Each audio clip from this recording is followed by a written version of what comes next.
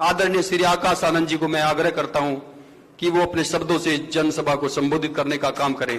Bahujan Samaj party जिंदाबाद, Bahujan Samaj party जिंदाबाद, जिंदाबाद जिंदाबाद, इनेलो बसपा गठबंधन जिंदाबाद, जिंदाबाद जिंदाबाद, इनेलो बसपा गठबंधन जिंदाबाद, जिंदाबाद जिंदाबाद, इनेलो बसपा गठबंधन जिंदाबाद, जिंदाबाद जिंदाबाद, बहन कुमारी मायावती जी जिंदाबाद, जिंदाबाद जिंदाबाद, श्री ओम प्रकाश चौटाला जी जिंदाबाद, जिंदाबाद जिंदाबाद, श्री अभय सिंह चौटाला जी जिंदाबाद, जिंदाबाद जिंदाबाद, गोपाल सिंह राणा जिंदाबाद, जिंदाबाद जिंदाबाद, श्री गोपाल सिंह राणा जिंदाबाद, जिंदाबाद जिंदाबाद, श्री आकाश आनंद जी जिंदाबाद, जिंदाबाद जिंदाबाद, श्री आकाश आनंद जी जिंदाबाद, जिंदाबाद जिंदाबाद, बहुजन समाज पार्टी जिंदाबाद, जिंदाबाद जिंदाबाद। माननीय आकाश आनंद जी।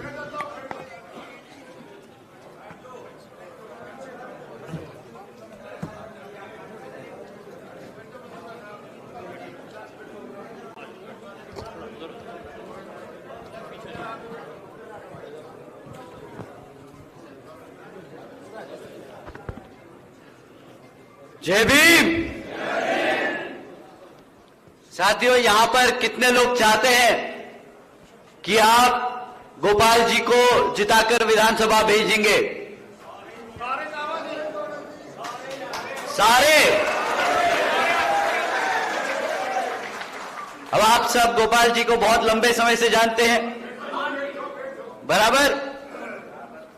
देखिए, गोपाल जी पार्टी के बहुत बड़े, बहुत ही निष्ठावान और बहुत ही डिसिप्लिन्ड नेता में से एक हैं।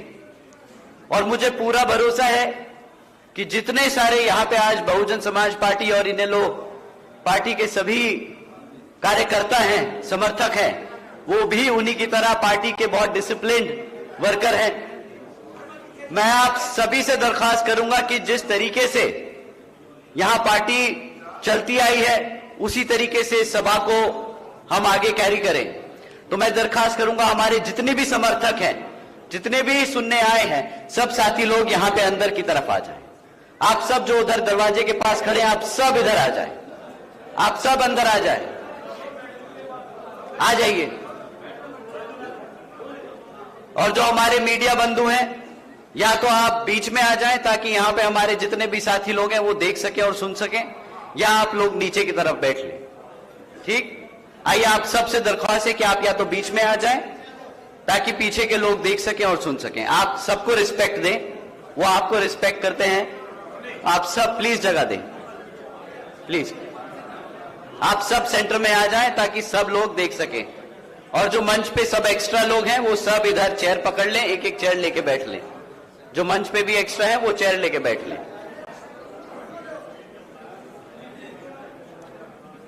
आज आप सब, हमारी जितनी भी माताएं बहनें जो मौजूद हैं, हमारे सभी बड़े बुजुर्ग, हमारे सभी युवा साथी जिन्होंने अपना कीमती समय निकालकर आज हम सबको यहां सुनने आए, आप सभी का मैं तहे दिल से धन्यवाद करता हूं।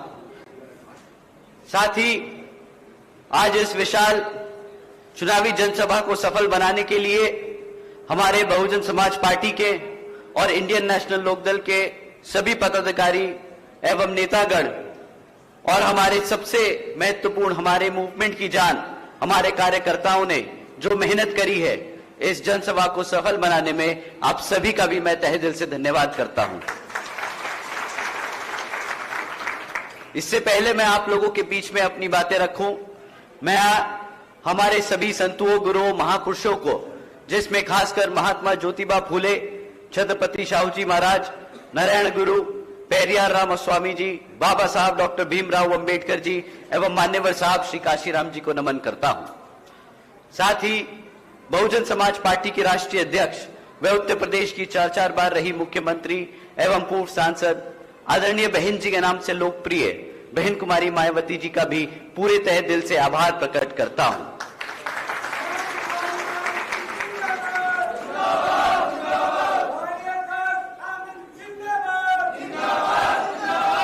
साथियों, मैं हमारे alliance partner Indian National Lokdal के संस्थापक एवं पूर्व उप प्रधानमंत्री श्री चौधरी देवीलाल जी को भी तहे दिल से नमन करता हूं। साथ ही साथ इंडियन नेशनल लोकदल के राष्ट्रीय अध्यक्ष श्री ओम प्रकाश चौटाला जी और इनेलो के राष्ट्रीय महासचिव और हमारे गठबंधन की ओर से हरियाणा प्रदेश के मुख्यमंत्री के उम्मीदवार श्री अभय सिंह चौटाला जी का भी तहे दिल से आभार प्रकट करता हूं। साथियों, जैसा कि आप लोग जानते हैं कि अभी हाल ही में सुप्रीम कोर्ट ने एक सब कास्ट कैटेगराइजेशन के बारे में जजमेंट पास किया था। अगर आप लोगों के इसके बारे में नहीं पता तो मैं आप लोगों से दरखास्त करूंगा कि आदरणीय बहन कुमारी मायावती जी ने इस पे प्रेस कॉन्फ्रेंस कर हम सबको आगाह भी किया है और इसी से रिलेटेड हम सब ने, बहुजन समाज पार्टी ने भारत बंद भी किया था कुछ दिन पहले। ये जो जजमेंट पास हुआ है इसको मैं आप लोगों को समक्ष में बताना चाहूंगा। साथियों, अब राज्य की सरकारें SC ST के अंतर्गत अपने राजनीतिक लाभ के लिए अपनी मर्जी से किसी भी SC ST जाति को आरक्षण का लाभ दे सकती है और अपनी ही मर्जी से उससे आरक्षण का लाभ छीन सकती है। साथियों, ये कहकर कि भाई ये जातियां पैसे से संपन्न हो चुकी है तो इनको आरक्षण की जरूरत नहीं। अब आप बताइए साथियों, आप सब आरक्षण के मुद्दों को समझते हैं, आरक्षण की मूल भावना समझते हैं। हम सब जानते हैं कि आरक्षण की मूल भावना प्रतिनिधित्व की है, समाज को आगे बढ़ाने की है एक साथ। लेकिन ये लोग बार बार ऐसी जजमेंट पास कर इसको गरीबी हटाओ गरीबी मिटाओ जैसी योजना बनाने की कोशिश करते हैं। साथियों, भाजपा और कांग्रेस ने सोची समझी साजिश के तहत ये जजमेंट पास कराया। देश में से आरक्षण को खत्म करने के लिए इन्होंने ये पहला कदम लिया है। आदरणीय बहन जी ने इस फैसले पे सवाल उठाया और पूछा कि क्या जिन्हें आरक्षण का लाभ मिला है, क्या आज वो उनकी सामाजिक स्थिति इतनी बेहतर हो गई है, क्या उनके साथ क्या भेदभाव खत्म हो गया है। यहां बैठे हमारे सब बिरादरी के साथी लोग हैं, आप सबके दोस्त यार, आपके सब साथी SC ST जाति से भी आते हैं, हमारे SC ST जाति के साथी लोग हैं। आप बताइए, क्या आप लोगों के साथ भेदभाव खत्म हो चुका है? बताइए, क्या आप लोगों को वो सम्मान मिलने लगा? उसी क्रम में साथियों, जिस तरीके से आप लोग समझते हैं कि हमें आज तक वो सम्मान नहीं मिल पाया, अभी इसमें बहुत लंबा समय लगेगा, हमें इस पे बहुत काम करना पड़ेगा। हमें सब लोगों को एक साथ लाकर उन्हें समझाना पड़ेगा कि क्यों SC ST जातियां पिछड़ी रह गई हैं। साथियों, ये SC समाज को बांटने के लिए इन्होंने शुरुआत की है। जब आप एक समाज से आरक्षण ले सकते हो और दे सकते हो तो वो क्या आपस में गुट बनाने की कोशिश करेंगे, बांटने की कोशिश करेंगे, आपस में झगड़ा कराने की कोशिश करेंगे। साथियों, SC समाज की आजादी छीनने की शुरुआत है, ये संविधान को बदलने की शुरुआत है। आज ये आरक्षण है, कल आपकी आजादी छीन लेंगे। ये एक बहुत सोची समझी साजिश है। साथियों, संविधान बचाने के नाम पर भाजपा और कांग्रेस मिलकर संविधान को बदलकर हमारे आरक्षण को खत्म करने की कोशिश कर रही है।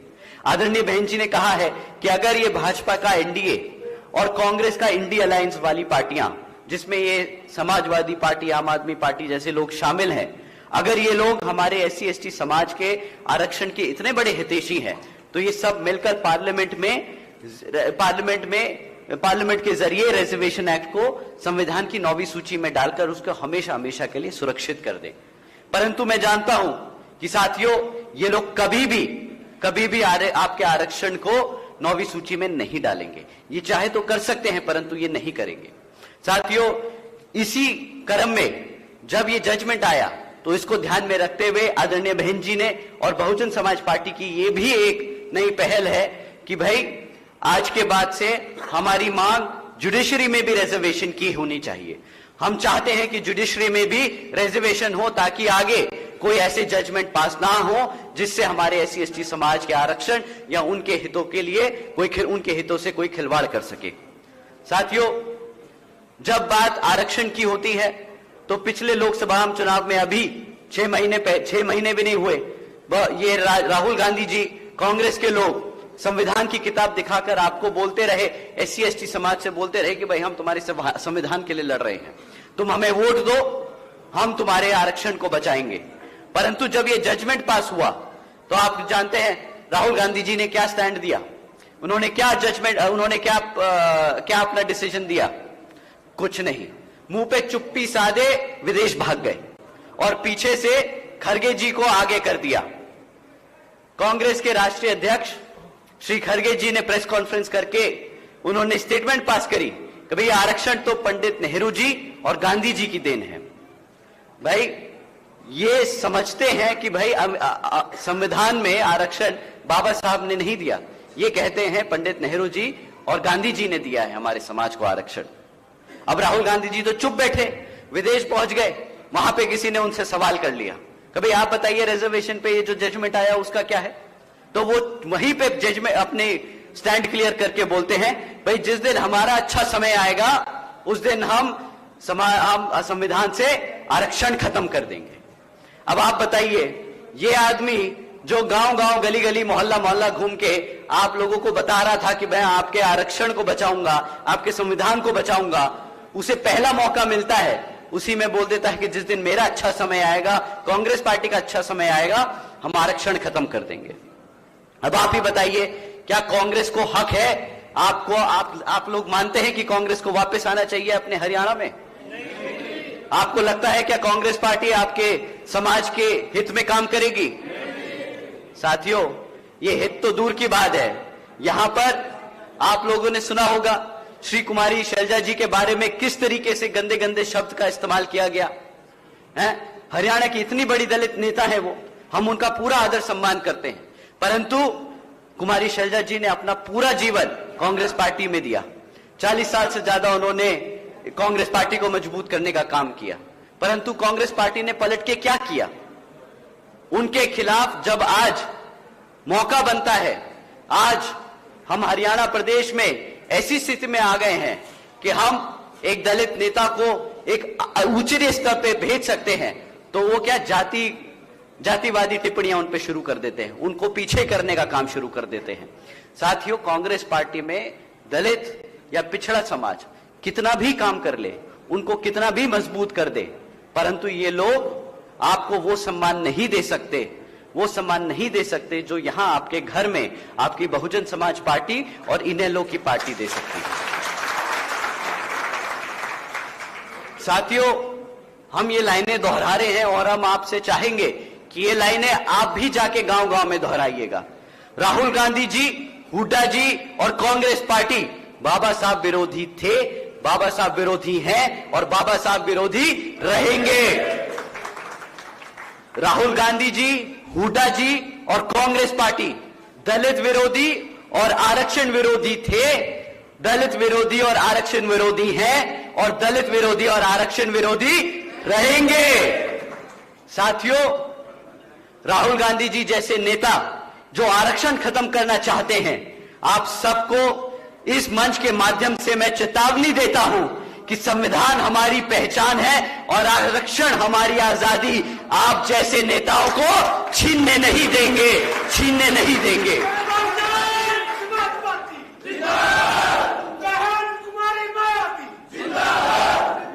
श्री अभय सिंह चौटाला जी। साथियों, अब विधानसभा आम चुनाव चल रहा है, कांग्रेस पार्टी का तो कोई सवाल ही नहीं होता कि उनका यहां पे कोई वजूद हो। वो लोग एक नंबर के धोखेबाज रहे, उन्होंने हमारे समाज के साथ कितना गलत किया वो मैंने आप सबको बताया। साथियों, परंतु भाजपा के लोग भी आप लोगों के बीच में आकर आपको फुसलाने का काम करेंगे, आपको भ्रमित करने का काम करेंगे, परंतु आपको उनसे सिर्फ 3 मुद्दों पे सवाल करने हैं, 3 क्षेत्रों में सवाल करने हैं कि भाई पिछले 10 साल से तुम सत्ता में थे, तुमने हमारे शिक्षा के लिए क्या किया, हमारे बच्चों की शिक्षा के लिए क्या किया, हमारे बच्चों के रोजगार के लिए क्या किया, और हमारे यहाँ पे जो घर में खाना बनता है, यहाँ जो हमें आने जाने में खर्चा पड़ता है, यहाँ आसमान छूती हुई महंगाई को कम करने के लिए क्या किया। साथियों, मैं इनसे कभी भी जाति और बिरादरी के नाम पर, कभी भी धर्म के आधार पर इनसे आपको सवाल करने को नहीं कहूंगा, क्योंकि ये सत्ता में रहे हैं, इनका काम सर्व समाज को मदद करने का है, सर्व समाज के लिए काम करने का है। तो आप इनसे शिक्षा, रोजगार और महंगाई के मामलों में सवाल करें। साथियों, अगर हम शिक्षा की बात करें तो भाजपा पिछले 10 साल से यहां पर है और इन्होंने पिछले 10 सालों में 5000 से ज्यादा प्राइमरी स्कूल बंद करने का काम किया। 5000 से ज्यादा प्राइमरी स्कूल बंद कर दिए। एक तरफ हमारे बच्चों की पढ़ने की संख्या बढ़ रही है, दूसरी तरफ ये स्कूल कम बंद करते जा रहे हैं। इतना ही नहीं साथियों, हरियाणा प्रदेश में 2000 से ज्यादा सीनियर सेकेंडरी स्कूल हैं, जिनमें से आधों से ज्यादा स्कूलों में तो पढ़ाने के लिए टीचर्स ही नहीं है, प्रिंसिपल ही नहीं है। हमारे यहाँ पे हमारे इनेलो के एक साथी हैं, कल जिनसे हम मिले थे, उन्होंने बताया कि भाई उनके गांव में जो प्राइमरी स्कूल है वहां पे उन्होंने इस चीज के लिए आवाज उठाई थी कि भाई टीचर नहीं है, हमारे बच्चे पढ़ेंगे कैसे। तो वहां का जो प्रिंसिपल बोलता है कि भाई यहां पे बाहर चपड़ासी साहब बैठे हैं, उन्हें बोल देता हूं, वो पढ़ा लेंगे। अब आप बताइए, ये उनका रवैया है हमारे बच्चों की पढ़ाई के लिए। तो आप बताइए कि क्या ऐसी सरकार को आप दोबारा दोहराएंगे जो हमारे बच्चों की पढ़ाई के साथ ऐसा खिलवाड़ करेंगे? बताइए साथियों, करेंगे? साथियों, इतना ही नहीं, वो तो हमारे बच्चों को पढ़ाना नहीं चाहते, और जो किसी तरह बच्चे पढ़ लिख कर आगे यूनिवर्सिटी और कॉलेज पहुंच जाते हैं तो उनको सरकार की ओर से SC ST समाज के जो लोग हैं, जो हमारे बच्चे हैं, उनको स्कॉलरशिप का पैसा मिलता है जिससे वो पढ़ पाए। परंतु इन्होंने 2017 से वो स्कॉलरशिप का पैसा भी रोक रखा है। ये भी आप जाकर गांव-गांव में बताएं कि भाजपा के लोग जो हैं, बीजेपी जो पार्टी है, उसने हमारे बच्चों के स्कूल बंद करे, और जो बच्चे जहां पे स्कूल खुले हैं वहां पे टीचर नहीं दिए, और जहां पे कॉलेज पहुंच गए तो उनको पैसों से बांध दिया कि उनको पैसे नहीं दिए ताकि वो बेचारे पढ़ सके। साथियों, इन्होंने सिर्फ एक क्षेत्र में, शिक्षा के एक क्षेत्र में इन्होंने तरक्की करी है, वो है पेपर लीक करने में। आए दिन यहां पर कोई ऐसा नहीं जाता, कोई ऐसा दिन नहीं जाता जहां पर जब आपको पेपर लीक खबरें नहीं आती। कोई भी सरकारी ऐसा डिपार्टमेंट नहीं बचा जिसकी परीक्षा का पेपर ना लीक हुआ हो। आप साथियों जानते हैं कि जब बच्चों के पेपर लीक होते हैं तो कितनी तकलीफ आती है।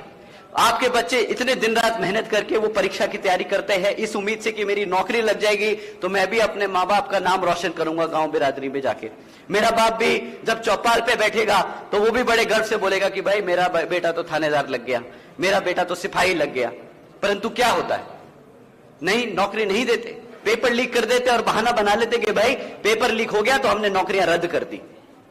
अब बताइए, पढ़ाएंगे नहीं, लिखाएंगे नहीं, नौकरी नहीं देंगे, तो ऐसी पार्टी को क्या दोबारा दोहराएंगे?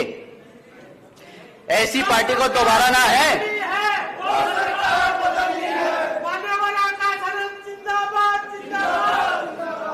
साथियों, एक तरफ ये भाजपा की सरकार जो ऐसे काम करती है, दूसरी तरफ आदरणीय बहन कुमारी मायावती जी के शासनकाल में जिस तरीके के काम हुए वो मैं आपको बताता हूं। आदरणीय बहन जी ने 12वीं तक की शिक्षा फ्री में देने का काम किया था हमारी बच्चियों को। 12वीं तक 7 लाख से ज्यादा बच्चों को पढ़ाने का काम किया बहन जी ने। उसके साथ साथ बहन जी ने अपने शासनकाल में 6 इंजीनियरिंग कॉलेजेस बनवाए थे, 24 पॉलिटेक्निक, 2 होम्योपैथिक, 2 पैरामेडिकल कॉलेजेस थे, 6 इंटरनेशनल यूनिवर्सिटीज बनवाई थी, 200 से अधिक इंटर डिग्री कॉलेजेस, 100 से अधिक ITIs, 550 से ज्यादा हाई स्कूल और 5,500 से ज्यादा प्राइमरी स्कूल बनवाए थे।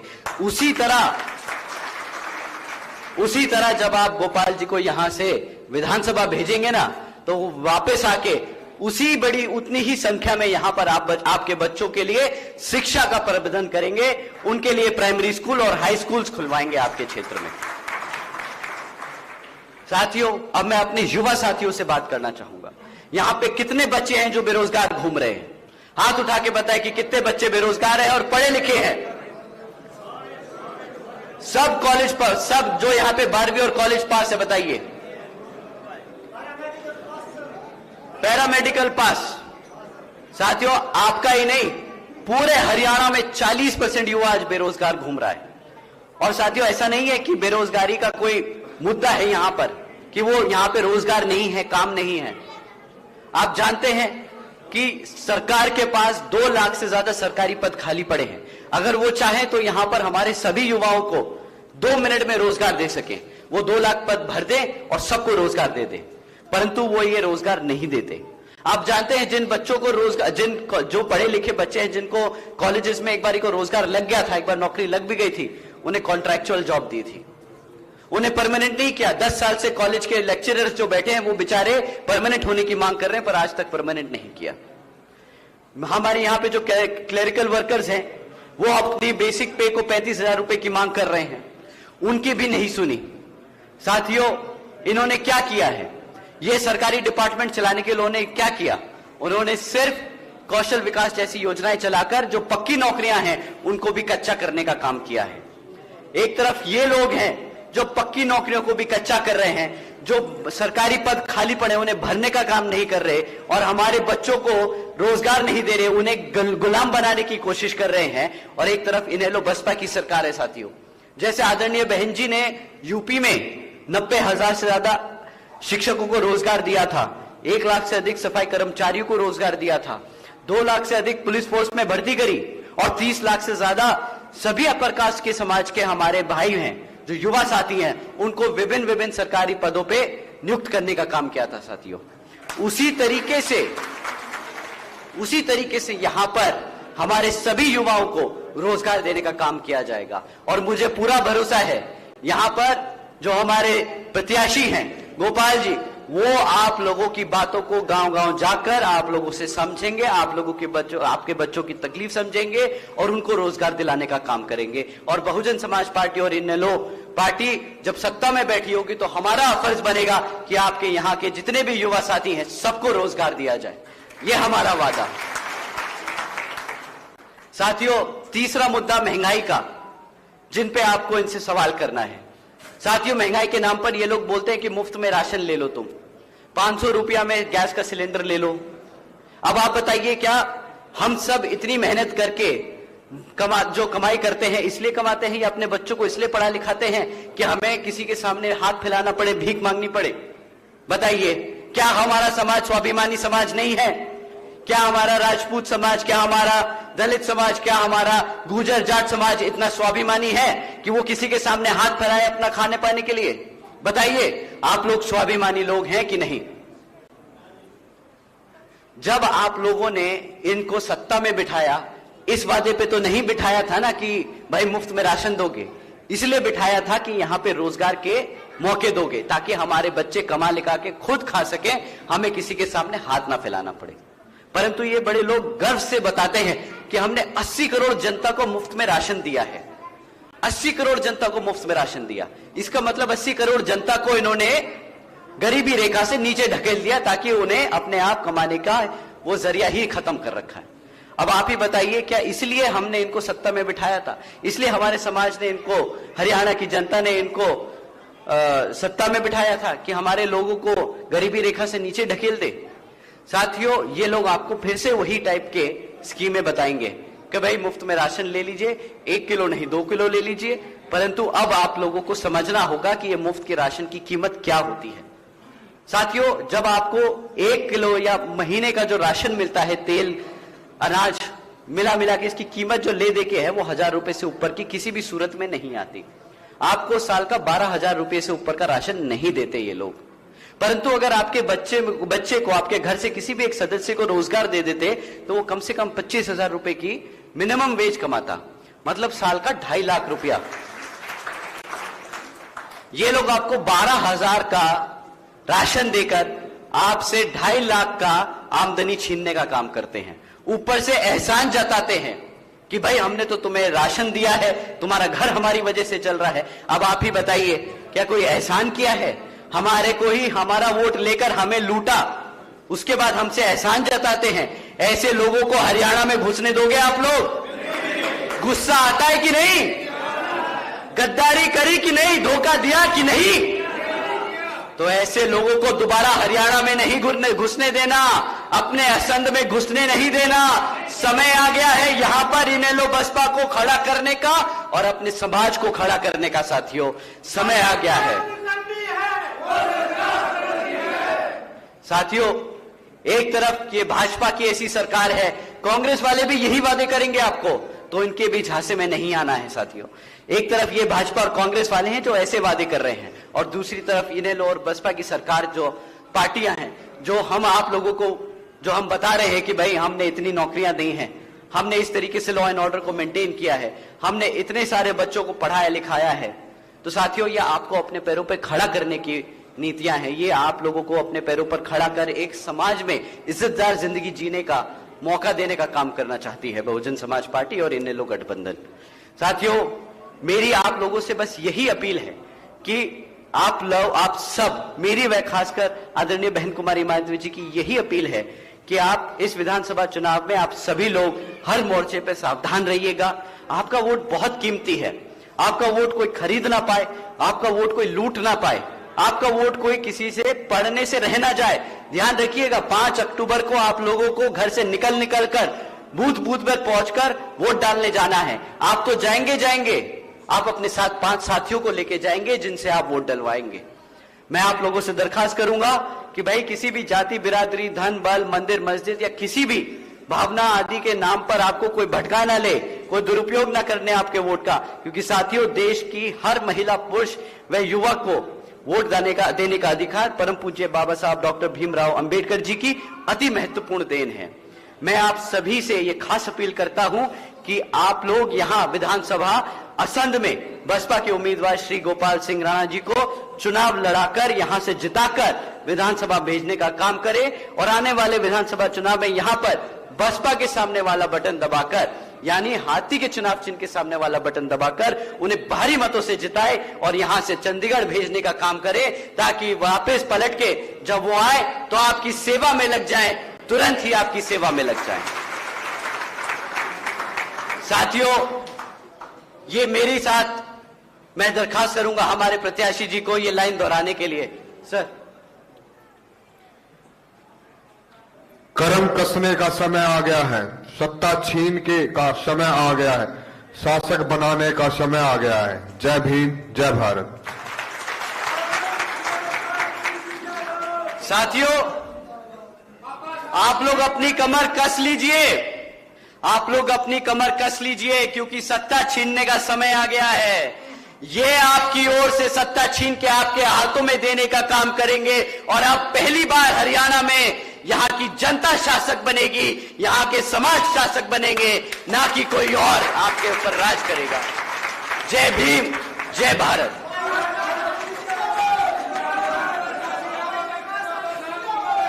बहुजन समाज पार्टी जिंदाबाद।